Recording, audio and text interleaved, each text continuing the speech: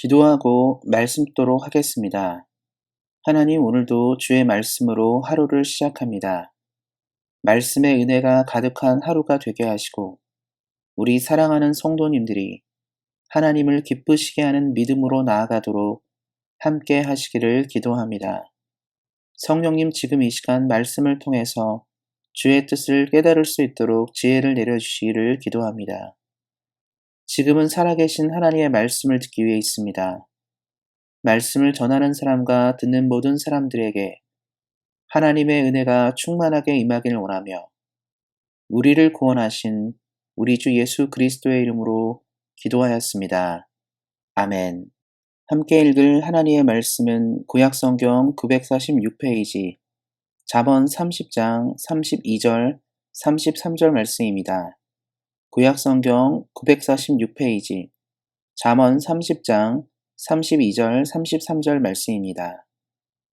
만일 네가 미련하여 스스로 높은 채 하였거나 혹 악한 일을 도모하였거든 내 손으로 입을 막으라. 대저 젖을 저으면 엉긴 젖이 되고 코를 비틀면 피가 나는 것 같이 노를 격동하면 다툼이 남이니라. 아멘. 오늘은 지혜롭게 산다는 것은 이라는 말씀의 제목을 가지고 함께 은혜를 나누고자 합니다. 속담에 이미 엎질러진 물은 주워 담을 수 없다라는 말이 있습니다. 한번 쏟아진 물을 담을 수 없듯이 우리가 내뱉은 말은 다시 담을 수 없다는 표현입니다. 실제로 많은 사람들이 혀를 잘못 사용하여 그에 대한 결과로 곤혹을 치르는 경우가 참 많이 있습니다. 왜냐하면 세상에 수많은 오해와 갈등이 바로 말에서 나오기 때문에 그렇습니다. 그래서 사람들의 삶에서 평안하고 시비가 없기 위해 지혜롭게 말하는 것은 매우 중요합니다. 오늘은 아굴의 잠언의 마지막 시간으로 지혜로운 삶에 대해서 말씀을 통해서 함께 생각하고 만나기를 원합니다. 우리가 언제 말을 실수하는가에 대해서 생각해 보면 주로 우리가 교만하거나 악한 꾀를 가지고 있을 때 나온다는 것을 알 수가 있습니다. 성경 역시 이에 대해서 이야기를 하고 있습니다. 오늘 본문은 교만하고 악한 꾀를 가지고 사는 인생을 미련하다라고 말합니다. 그러니까 반대로 생각하면 지혜로운 인생은 겸손하고 의를 추구합니다. 우리는 대개 내가 잘 알지 못한다고 생각할 때는 말을 많이 하지 않습니다. 어떤 주제를 가지고 이야기할 때, 우리가 잘 안다고 여길 때 다른 사람의 의견보다 내 의견을 관철시키기 위해 강한 어조로 이야기합니다. 그러나 그 부분에 대해서 우리가 잘 모를 때 우리는 경청의 귀를 열어놓습니다. 사랑하는 성도 여러분, 우리는 그래서 듣는 귀가 열린 사람들이 되어야 합니다. 세상의 많은 분쟁과 갈등이 듣지 못해서 생겨나기 때문입니다. 평안하고 다툼이 없는 인생을 원하신다면 우리는 누구보다 잘 듣는 사람이 되어야 할 것입니다. 이를 기억하시고 우리 사랑하는 성도님들이 늘 주 앞에서 열린 길을 가지고 살아가시기를 예수님의 이름으로 축원드립니다. 그리고 지혜로운 삶을 살아가는 사람들은 선을 선택하며 살아가려고 합니다. 우리는 이 땅의 많은 일들이 선을 생각하기보다 악을 도모해서 일어나는 일들임을 알고 있습니다. 수많은 범죄자들이 자신이 저지른 범죄로 인하여 다른 사람들에게 씻을 수 없는 상처와 고통을 준다고 깨달았다면 그러지 않았을 것입니다. 자신의 인생도 망치고 타인의 삶에 피해를 준 것만큼 미련한 인생은 없기 때문입니다. 그래서 오늘 본문이 악에 대한 생각이 떠오를 때마다 이를 다스려야 한다고 말하고 있는 것입니다. 우리는 죄인으로 부족한 인간이기에 언제나 죄를 지을 수 있는 존재이지만 말씀을 기억함으로 악의 도모가 우리 안에 나타나려고 할 때마다 성령을 의지하여 이겨내야 합니다.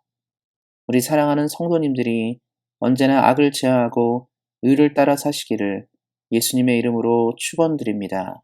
그리고 아굴은 마지막으로 지혜로운 삶을 위해서 한 가지를 제안하고 있습니다. 그것은 분노를 다스리는 것을 말합니다. 간혹 사람들 사이에서 사소한 문제로 다툼이 일어나 서로 큰 상처를 입는 경우를 보곤 합니다. 문제의 발단은 그리 크지 않은데 결국 서로 노를 격동시켜서 나타나는 일입니다. 그렇다면 언제 우리는 분노하게 될까요? 대개 우리는 근거 없는 비방에서 우리의 분노가 생겨납니다. 믿음을 가진 사람들은 그래서 참과 거짓을 잘 구별해서 이야기하는 훈련이 되어야 합니다. 우리가 거짓에 사로잡혀 상대를 근거 없이 공격할 때 결국 화가 발생하고 그 화는 서로의 관계를 깨는 원인이 됨을 알아야 합니다. 우리 사랑하는 성도님들은 이를 기억하시고 언제나 진실되고 바른 말을 하는 믿음의 사람들이 되시기를 예수님의 이름으로 격려드립니다. 그리고 사람들은 자신이 존중받지 못한다고 여길 때 분노합니다. 우리가 인간관계를 하면서 늘 주의해야 하는 것은 상대방을 이해하고 있는지를 아는 것입니다. 상대방의 입장과 상황을 이해할 때 우리는 상대를 존중하기 때문입니다. 그러나 우리가 나만을 생각하고 있을 때 우리는 타인을 배려하거나 이해하려 하지 않습니다. 그리고 이러한 일들은 화를 자극하게 하는 일이 됩니다. 우리 사랑하는 성도님들은 이 말씀을 기억하시고 언제나 이해심이 많은 삶을 살아가시기를 예수님의 이름으로 부탁드립니다. 말씀을 맺고자 합니다. 결국 지혜로운 삶을 산다는 것은 내 자신을 잘 다스리고 타인을 이해하고 배려하는 것입니다. 우리는 예수님을 믿는 사람으로 우리의 말과 행동이 예수님처럼 겸손하고 다른 사람들을 품으며 살아야 합니다. 현대와 같이 각박하고 자신만을 사랑하고 타인을 돌아보지 않은 이때에 우리 사랑하는 성도님들은 하나님의 큰 사랑으로 이 땅의 사람들에게 큰 울림을 주시며 지혜로운 삶을 주와 함께 살아가시기를 예수님의 이름으로 축원드립니다. 기도하겠습니다. 언제나 말씀을 내려주시고 은혜를 내려주시는 하나님, 우리 사랑하는 성도님들이 누구보다 겸손하게 의로운 삶을 이 땅을 살게 하시고 지혜로운 삶으로 하나님과 사람들 앞에서 늘 칭찬받는 인생이 되게 하시기를 기도합니다. 오늘도 은혜로 함께 하실 하나님을 믿으며 우리를 구원하신 우리 주 예수 그리스도의 이름으로 기도하였습니다. 아멘. 이어서 기도하는 시간 갖도록 하겠습니다.